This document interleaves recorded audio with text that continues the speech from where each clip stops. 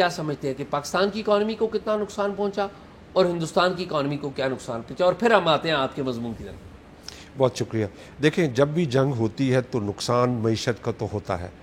لیکن چونکہ ہندوستان کی معیشت ہمارے لحاظ سے حجم میں بہت بڑی ہے تو ان کا بہت زیادہ نقصان ہوا۔ جس طرح ان کے $83 بلین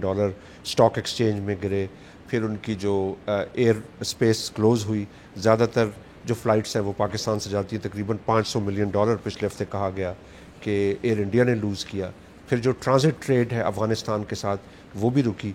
لیکن اس کے ساتھ ساتھ ایک اور بہت اہم چیز ہے جس سے دونوں پاکستان اور ہندوستان دونوں نے اس پہ سفر کیا، لیکن ہندوستان کیونکہ اس کا حجم بہت بڑا ہے اس کی وجہ سے سفر کیا، وہ یہ کہ جو فریٹ چارجز ہوتے ہیں اس میں انشورنس ہوتی ہے، یعنی کہ جو کرایہ مد میں لگتا ہے گوڈز جو کی، بالکل جو تجارت کی مد میں تجارت زیادہ تر جو ہے وہ سمندری رستے سے ہوتی ہے، اور وہ پھر جو شپنگ کمپنیز ہیں ان کی انشورنس بہت زیادہ بڑھ جاتی ہے، تو وہ جو انشورنس بڑھتی ہے اس سے ایکسپورٹ کے جو آرڈرز ہیں آپ کے بہت سارے برآمدات کے،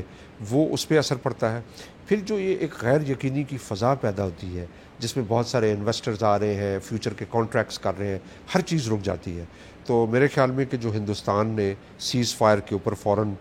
مانے، اس کی وجہ بھی یہ تھی کہ وہ پاکستان کو بہت جلدی سے کچھ نقصان پہنچا کے واپس اپنے ڈگر پہ آنا چاہتے تھے، کیونکہ ان امریکہ کے ساتھ بھی تجارت کا معاہدہ ہوا تھا۔ تو ہندوستان کے لیے زیادہ نقصان ہوا، لیکن ظاہر ہے پاکستان کی معیشت پہ بھی نقصان تو ہے، لیکن اتنا نہیں جتنا ہندوستان، کیونکہ اس کا حجم بہت بڑا ہے۔ لیکن آپ نہیں سمجھتے کہ پاکستان کی معیشت جو پہلے ہی IMF پروگرام کے اوپر چل رہی ہے، اس کا جو نقصان ہے پاکستان کے لوگوں کو بھی پہنچے گا؟ ہندوستان تو ظاہر ہے ان کے عوام ہیں، ان کی معیشت بڑی ہے، ان کے ریزروز بڑے ہیں، پاکستان کے تو ریزروز بھی جو فورن ریزروز ہیں وہ بھی کم ہیں۔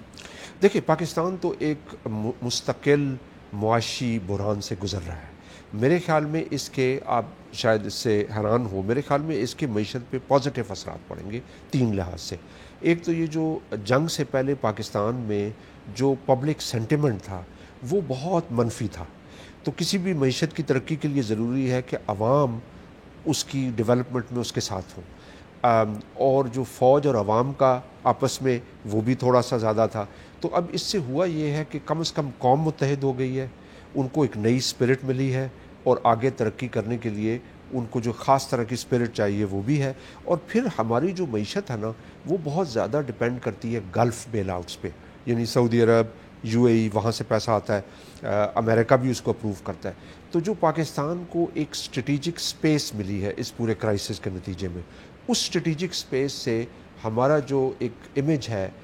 مسلمان دنیا میں بھی بہتر ہوا ہے، اور امریکہ اور ان ممالک میں بھی ہوا ہے کہ بھئی یہ جو ملک ہے یہ اکنامکلی تو ویک ہو سکتا ہے لیکن ملیٹریلی اسٹرانگ ہے، اٹ کین اسٹرائک بیک۔ آپ نے دیکھا ہوگا کہ ہمارے پرائم منسٹر صاحب نے بہت مرتبہ دورے کیے گلف ممالک کے، کوئی خاص ہمیں ابھی تک امداد آئی نہیں۔ میرے خیال میں اب جو یہ اسٹریٹجک اسپیس اوپن اپ ہوگی اس سے پاکستان کے لیے انٹرنیشنل آپشنز بڑھیں گے، اور شاید اسی نتیجے میں آپ کو زیادہ جو ہے انفلوز بھی بڑھیں گی۔ آپ نے جو پچھلے سال مضمون لکھا تھا اس میں کہا تھا کہ ہماری جو مڈل کلاس ہے وہ بہت زیادہ فرسٹریٹڈ ہے، اور آپ نے اس کے تناظر میں پاکستان کے فیوچر کے حوالے سے بات کی تھی۔ یہ جو کرائسس آیا ہے پاکستان اور ہندوستان کے درمیان، اب آپ کیا سمجھتے ہیں؟ آپ نے کلوزلی دیکھا پاکستان کو، اب وہ جو فرسٹریٹڈ مڈل کلاس تھی، کیا وہ فرسٹریشن ختم ہو گئی ہے؟ اور اگر واقعی وہ ختم ہو گئی ہے تو کتنا عرصہ یہ فرسٹریشن ختم رہے گی؟ کیا دوبارہ ریوائیو کرے گی بیک؟ دیکھیں، ہمیں جو میرے آرٹیکل کا سارا دار و مدار تھا وہ اس چیز پہ تھا کہ ہمارے ہاں اکثر جو بحران ہوتے ہیں سیاسی، وہ شخصیات اور اداروں کے درمیان لوگ اس کو انٹرپریٹ کرتے ہیں، لیکن میرا کہنا یہ تھا کہ جو پاکستان کی سماجی خد و خال میں جو بڑی تبدیلیاں آئی ہیں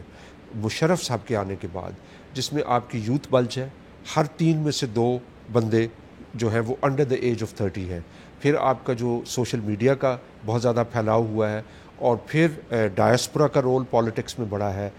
پھر آپ کے ہاں جو ہائر ایجوکیشن میں بہت زیادہ انکریز ہوئی ہے، تو زیادہ سے زیادہ لوگ مڈل کلاس کی انکریز ہوئی ہے۔ یہ جو ٹرینڈز ہیں یہ اسی طرح رہیں گے، جنگ کے بعد بھی رہیں گے، لیکن یہ جو پاکستان کو ایک خاص طرح کی سکسیس ملی ہے ایک لحاظ سے، وہ ایک ہمارے لیے بہت، جس کو میں کہوں گا ایک مومنٹ آف اپرچونٹی ہے، کہ اس وقت ہمارے لیے ایک نیا موقع ہے کہ ہم نے ملٹری سیز فائر تو ہندوستان کے ساتھ کی، اب ملک کے اندر ہمیں پولیٹیکل سیز فائر کی ضرورت ہے. بہت ہمارے پاس نادر موقع ہے کہ ہم اسٹیٹ سوسائٹی ریلیشن شپ کو ریسیٹ کریں, یعنی ریاست کا جو عوام کے ساتھ رشتہ ہے اس کو ہم دوبارہ مضبوط کریں, کیونکہ اب ایک بات تو ہمیں بہت واضح ہو گئی ہے کہ پاکستان کو ایک ایگزسٹینشل تھریٹ ہے.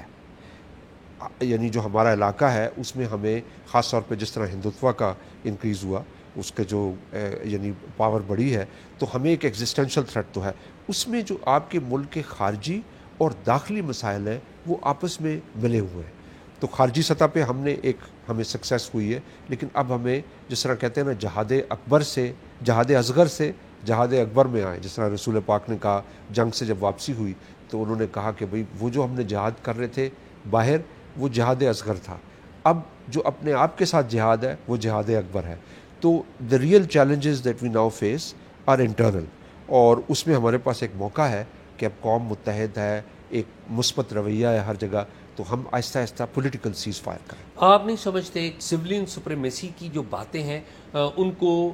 فردر وہ پیچھے چلی گئی ہیں وہ ڈیمانڈ, اور یہ جو ملٹری کی فرنٹ کے اوپر پاکستان نے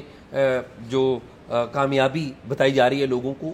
اس کے لینے سے یہ جو سولین سپریمیسی کی باتیں شاید وہ پیچھے چلی گئی ہیں, جمہوریت فردر ویکن ہوئی؟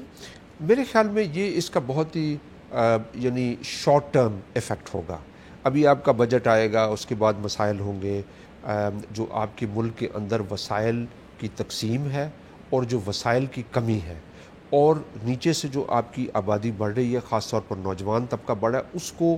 نئی اپرچونٹیز چاہیے. اگر ہم ان کو نئے مواقع نہیں دیتے, اپنی معیشت کا پہیہ دوبارہ نہیں سٹارٹ کرتے, تو چند ماہ میں چند سالوں میں ہم اسی جگہ ہوں گے جہاں ہم پہلے تھے. تو یہ ایسے مسائل ہیں کہ جن کو ہمیں حل کرنا پڑے گا.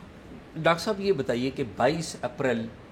2025 کو پہلگام کا واقعہ ہوتا ہے, اس سے پہلے پاکستان کی جو معیشت ہے وہ تو فراجائل تھی, اس میں تو کوئی ڈاؤٹ نہیں ہے, اور ہم ورلڈ بینک کے, ہم IMF کے اور ورلڈ بینک کے